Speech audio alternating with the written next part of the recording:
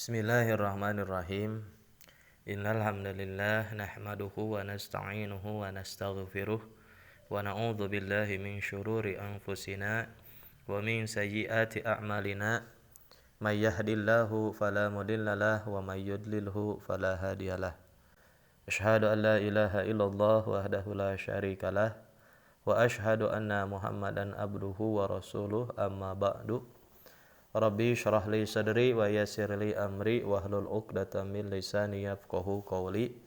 Rabbi syrah li sadri wa yassir li amri wahlul 'uqdatam min lisani yafqahu qawli. Rabbi syrah li sadri wa yassir li amri wahlul 'uqdatam min lisani yafqahu qawli.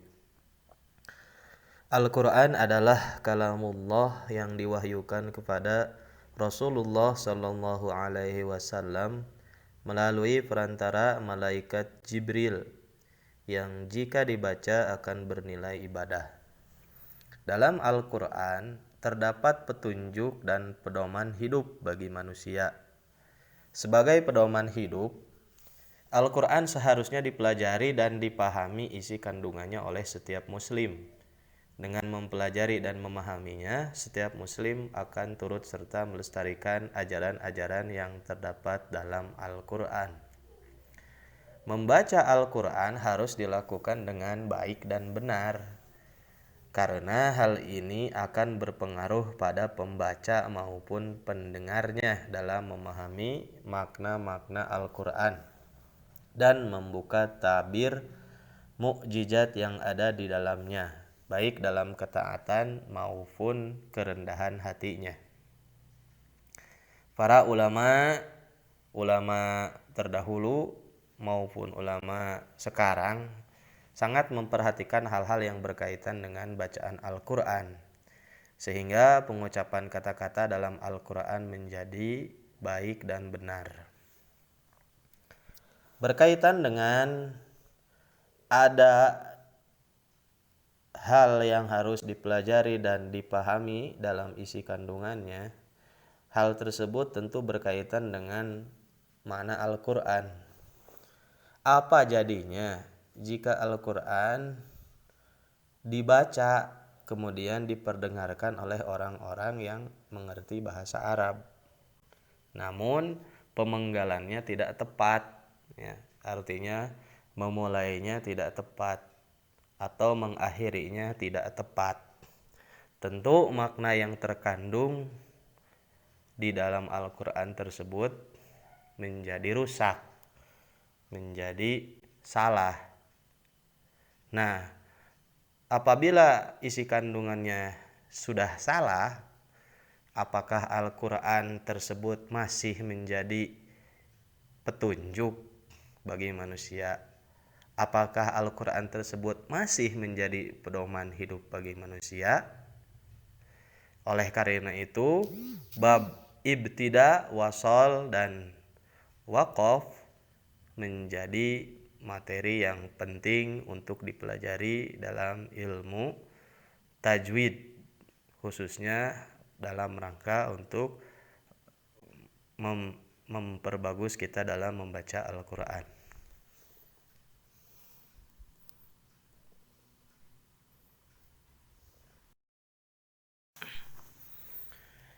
Ibtida. Al-ibtida'u mempunyai akar kata dari bada'a yang artinya memulai. Sedangkan menurut istilah ulama ahli qiraat adalah memulai membaca Al-Quran, baik memulai dari awal maupun meneruskan bacaan yang semula dihentikan. Pada pengertian tersebut tampak bahwa ibtida mempunyai dua versi. Yang pertama, ibtida artinya memulai membaca Al-Quran untuk pertama kalinya. Misal, ketika sholat, seseorang akan membaca surat Al-Baqarah. Ketika membaca lafaz Alif Lam Mim awal surat, itulah yang dinamakan dengan ibtida, yakni memulai pertama kali membaca Al-Quran. Kemudian makna yang kedua, ibtida artinya adalah memulai bacaan Al-Quran setelah sebelumnya berhenti. Misalnya seseorang akan membaca surat Al-Fatihah ayat pertama dan kedua. Bismillahirrahmanirrahim.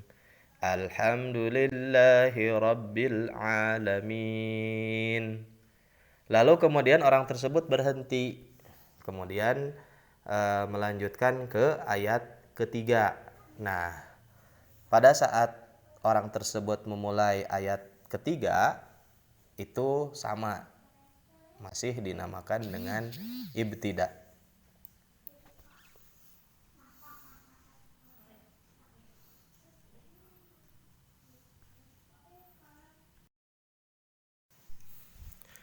Kemudian wasol. Wasol dari kata al-waslu. Akar kata al-waslu adalah wasola, yang artinya sambung atau menyambung. Sedangkan menurut istilah ulama qiraat, ahli baca Al-Quran, adalah wasol yang dimaksud itu adalah menyambungkan dua ayat yang semestinya dua ayat tersebut dibaca berhenti. Karena napas masih kuat dan ayat tersebut yang dibaca boleh disambung, maka pembaca mewasolkan atau menyambung kedua ayat tersebut.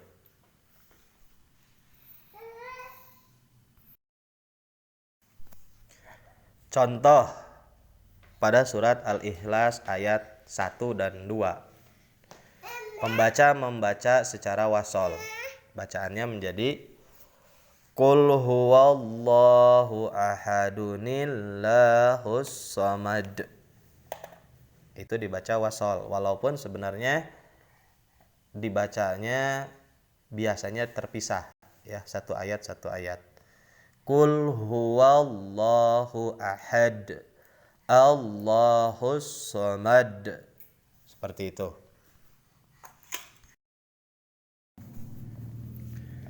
Waqaf. Waqaf berasal dari kata al-waqfu. Al-waqfu akar katanya waqafa, artinya adalah berhenti. Sedangkan menurut istilah ulama qiraat, sebagaimana yang diungkapkan oleh Ahmad Mutahhar Abdurrahman Al-Muraqi, al-waqfu huwa qat'u saut inda akhiril kalimah miqdara zamani tanafus ama aksaru minhu fasakta. Waqaf artinya adalah memutus suara di akhir kalimat, yaitu ketika membaca Al-Quran selama masa bernapas. Tetapi jika lebih pendek dari masa bernapas itu, maka disebut saktah. Maksudnya adalah artinya waqaf ya berhenti di akhir kalimat, ya. Kemudian mengambil napas baru. Adapun kalau tidak mengambil napas baru namun berhenti, itu dinamakan saktah gitu maksudnya, ya. Nah, pada pengertian tersebut kita bisa mengambil 3 bagian. Yang pertama, waqaf itu untuk berhenti selamanya, ya. Misalnya ketika orang membaca surat Al-Baqarah, setelah selesai membaca surat Al-Baqarah, ia meneruskan sholat, ya. Nah, pada akhir bacaan surat Al-Baqarah itulah yang disebut dengan waqaf. Atau yang kedua, waqaf yang bertujuan untuk mengambil napas, karena napas tidak kuat, sehingga si pembaca menghentikan bacaannya pada kalimat tertentu. Kemudian setelah mengambil napas, ia meneruskan lagi bacaannya. Nah, ketika berhenti untuk mengambil napas, itu juga dinamakan dengan waqaf atau berhenti.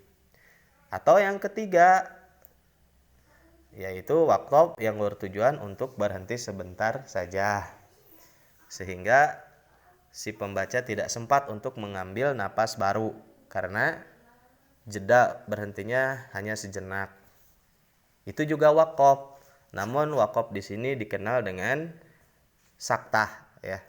Waqaf di sini lebih populer dikenal sebagai saktah.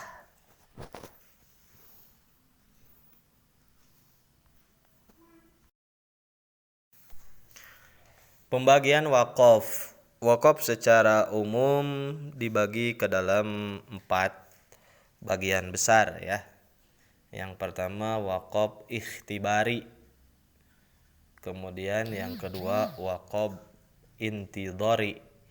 Yang ketiga waqaf idtirari dan yang kelima waqaf ikhtiyari. Namun Bapak tidak akan menjelaskan seluruh tentang jenis-jenis waqaf ini. Hanya beberapa atau 2 saja yang akan dijelaskan, 2 bagian besar saja. Yang pertama adalah waqaf idtirari. Idtiror itu artinya darurat, berarti darurat. Ya, kemudian waqaf ikhtiyari, waqaf ikhtiar, dipilih sengaja ya. Dan waqaf ikhtiyari ini ada dibagi lagi menjadi 8 jenis waqaf. Ya, dan inilah yang 8 inilah yang populer ya.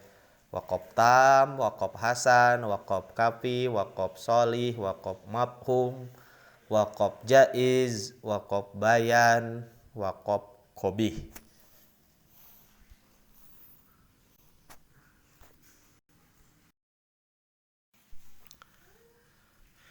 Waqaf idtirari atau yang tadi Bapak kenal dengan waqaf darurat, yaitu waqaf yang dilakukan karena terpaksa.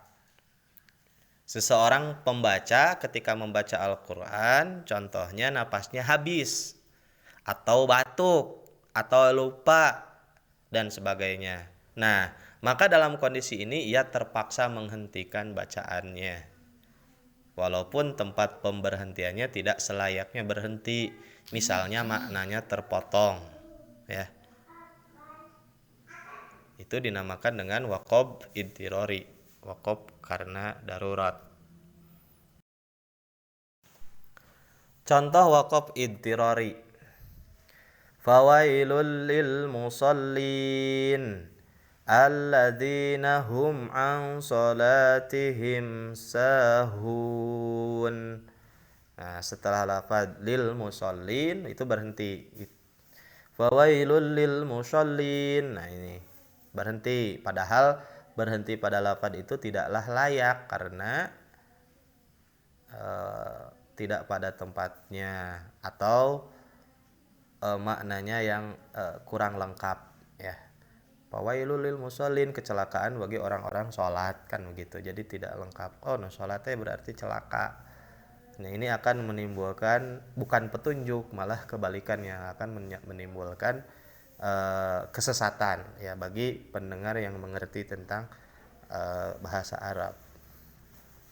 Maka jalan satu-satunya adalah ketika kita terpaksa berhenti di situ, jalan satu-satunya adalah kita mengulangi bacaan dari fawailul ya sampai pada sahun. Diulangi lagi, fawailul lil musallin alladzina hum an salatihim sahun. Seperti itu.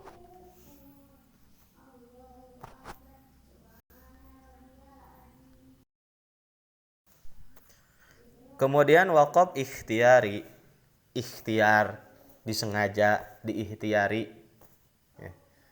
Yaitu waqaf yang dilakukan oleh pembaca atas pilihannya sendiri ya, karena diniatkan untuk berhenti, bukan karena sebab-sebab sebagaimana pada waqaf-waqaf sebelumnya atau waqaf idtirari contohnya, bukan karena sebab darurat, bukan karena sebab lupa, bukan karena sebab batuk, bukan karena sebab habis napas, tapi ini memang dia sengaja untuk waqaf di situ. Tentunya pada waqaf ini seorang pembaca sudah mengerti kedudukan waqaf ya. Apakah itu boleh berhenti, apakah tidak boleh, si pembaca sudah paham. Maka jika diperbolehkan berhenti atau lebih baik berhenti, si pembaca hendaknya menghentikan bacaan. Tetapi jika tidak boleh, menurut hukum tidak boleh berhenti, maka pembaca meneruskan bacaannya atau mewasolkan bacaannya.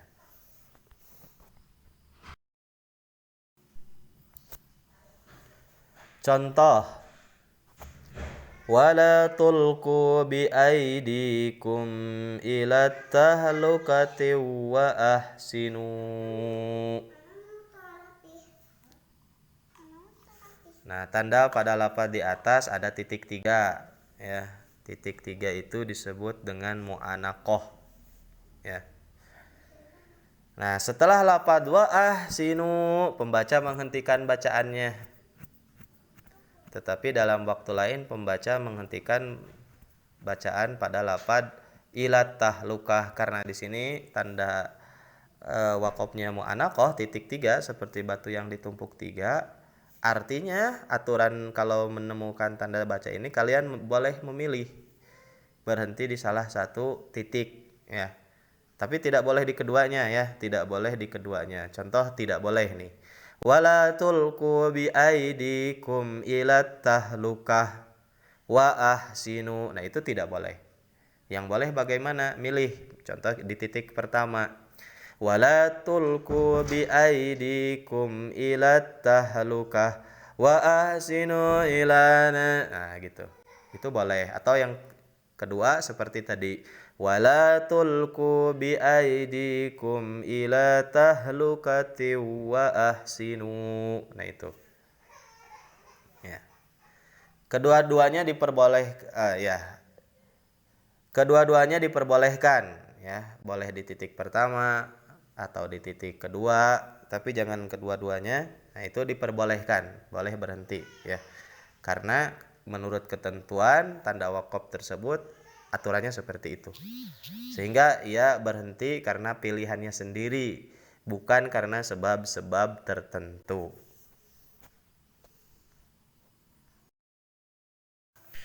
Wakaf tam. Wakaf tam menurut arti bahasa yaitu berhenti yang sempurna. Sedangkan menurut istilah adalah sebagaimana yang dikemukakan oleh Syekh Sulaiman Jamzuri sebagai berikut. Ma tamma bihi maknal kalami walaisa lima ba'dahu ta'allakun bima qablahu. Yaitu wakaf yang terjadi pada kalimat yang sudah sempurna. Sudah sempurna apanya? Maknanya. Dan kalimat itu tidak ada kaitannya dengan kalimat sesudahnya atau kalimat di depannya ya. Nah, pada pengertian tersebut tampak bahwa wakaf tam itu menghendaki kita untuk berhenti, ingin kita supaya berhenti karena kalimat yang dibaca menunjukkan akhir dari kalimat, dan kalimat itu tidak ada kaitannya dengan kalimat di depannya atau sudah sempurna maknanya. Karena itu wakaf tam mungkin terjadi di akhir surat yang tidak mungkin disambung dengan kalimat lain ya, sehingga kita harus berhenti. Contoh pada surat Al-Baqarah ayat 286. Anta maulana fansurna 'alal qaumil kafirin. Nah, kita tidak boleh mewasolkan ya, tidak boleh mewasolkan atau sudah, karena maknanya sudah sempurna di situ di akhir surat Al-Baqarah ini, tidak diwasolkan ke ayat selanjutnya ya, surat selanjutnya. Begitu pula pada surat Ali Imran ayat 200. Wattaqullaha la'allakum tuflihun.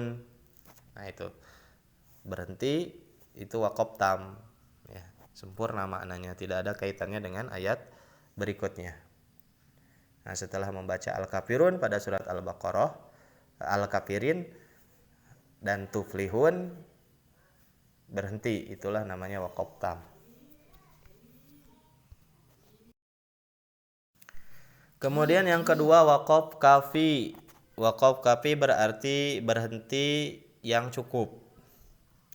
Sedangkan menurut istilah ulama ahli qiraat adalah sebagaimana yang diungkapkan oleh Sulaiman Jamzuri, yaitu ma yakfi bil waqfi alaihi wal ibtida'u bima ba'dahu. Waqaf kafi itu adalah waqaf yang cukupi dinilai cukup pada lapad itu dan lapad sesudahnya pantas untuk dijadikan permulaan bacaan atau ibtida ya. Nah, walaupun tingkatannya tidak sebaik waqaf tam, tapi waqaf kafi ini dinilai baik dilakukan. Bahkan lebih baik daripada waqaf hasan, mengingat waqaf ini sudah berhenti pada waqaf yang seharusnya berhenti. Maknanya sudah cukup. Sedangkan kalimat sesudahnya layak untuk dijadikan permulaan bacaan.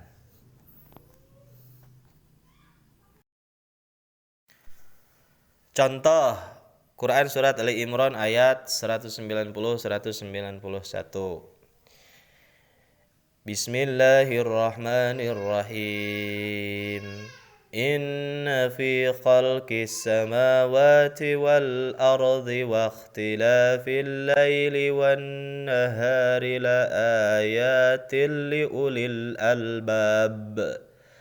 Alladzina yadhkuruna Allaha qiyama. Nah, tadi Bapak di lapad liulil albab berhenti ya. Nah, dan tidak diwasolkan ya, tidak diwasolkan ke alladzina. Nah, inilah yang dinamakan dengan waqaf kafi. Sebab kalimat itu sudah sempurna dan setelah waqaf lapad sebelumnya lapad sesudahnya itu layak dijadikan sebagai permulaan bacaan. Tidak menutup kemungkinan adanya wasol, boleh juga diwasolkan antara kedua lafaz tersebut dan hal ini boleh ya. Boleh diwasolkan boleh karena masih ada kaitan erat secara makna. Kemudian waqaf hasan. Waqaf hasan berarti berhenti yang baik. Sedangkan menurut istilah ulama qiraat adalah sebagaimana yang diungkapkan oleh Sulaiman Zamzuri sebagai berikut. Ma yahsunul waqfu alaihi wa la yahsunul ibtida bima ba'dahu. Waqaf hasan adalah waqaf yang sudah sebaiknya berhenti. Walaupun kalimat sesudahnya itu tidak pantas menjadi permulaan kalimat. Tidak ada salahnya seseorang melakukan waqaf hasan, boleh-boleh saja. Sebab ketika waqaf, lafaz yang diungkapkan sudah sempurna maknanya. Walaupun pada kalimat sesudahnya itu tidak pantas untuk dijadikan permulaan bacaan. Mengingat secara makna masih ada hubungan. Contoh misalnya masih ada hubungan naat atau sifat atau atop, badal dan lainnya. Contoh surat Al-Baqarah ayat 40. Bismillahirrahmanirrahim. Udhkuru ni'mati allati an'amtu 'alaikum wa aufu bi'ahdikum. Nah, tadi setelah lafaz an'amtu 'alaikum Bapak berhenti. Nah, inilah disebut dengan waqaf hasan karena berhenti pada lafaz yang sudah sempurna maknanya, tetapi masih ada kaitan dengan lafaz wa aufu. Oleh karena itu tidak pantas dijadikan sebagai permulaan bacaan wa aufu. Nah, mengingat kedudukan waqaf hasan ini tidak sebaik waqaf tam, maka cara menjadikan waqaf tam pada waqaf ini adalah dengan mengulang bacaan yang diwaqafkan. Jika waqafnya di tengah-tengah ayat ya. Seperti tadi. Udhkuru ni'mati allati an'amtu 'alaikum. Boleh berhenti nama tapi permulaannya jangan di wa'aufu, tapi kita mengulanginya dari beberapa kata sebelumnya. Contohnya Bapak akan mengambil dari allati an'amtu alaikum wa aufu bi ahdi ufi bi ahdikum. Nah, itu. Kecuali kalian berhentinya di akhir ayat, maka tidak perlu diulangi. Kecuali di akhir ayat.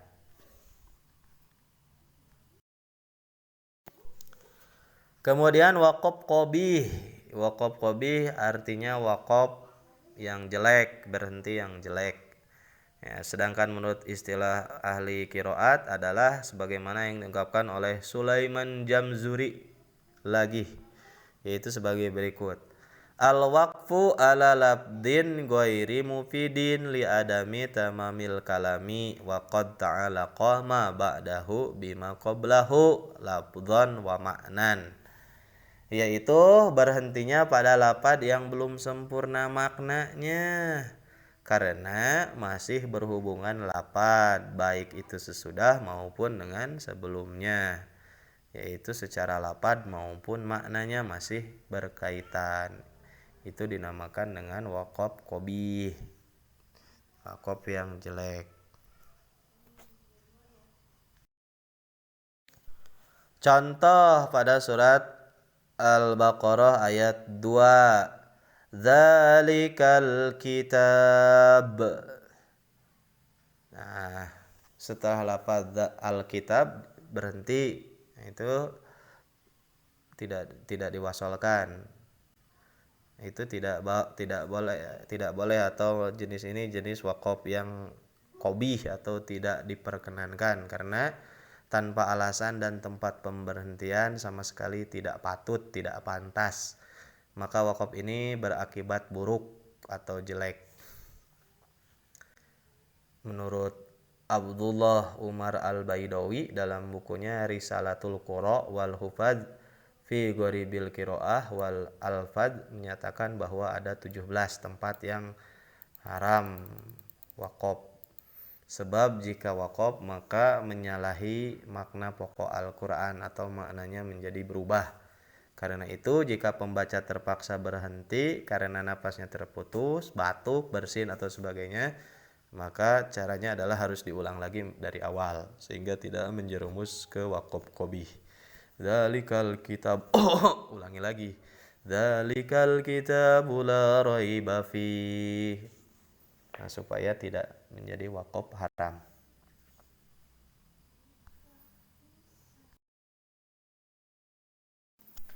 Nah, tadi kita sering mengambil definisi dari Sulaiman Al-Jamzuri. Siapa tuh Pak Sulaiman Al-Jamzuri?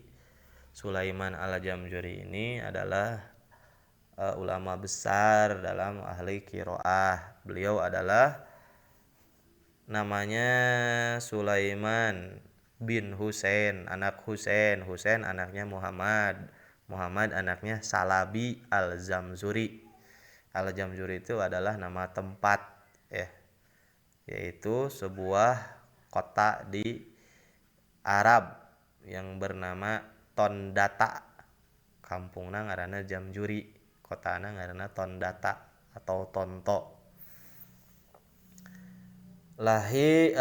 Beliau adalah imam pada abad atau ulama pada abad ke-12 Hijriah. Beliau lahir pada bulan Rabiul Awal.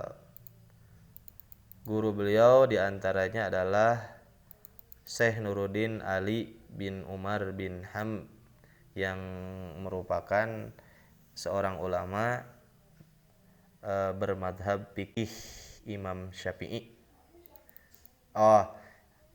Sulaiman Al-Jamzuri ya yang bermadhab fikihnya Imam Syafi'i ya, sehingga kita juga kan di Indonesia mengambil madhab Imam Syafi'i ya, cocok dengan Imam Al-Jamzuri. Di antara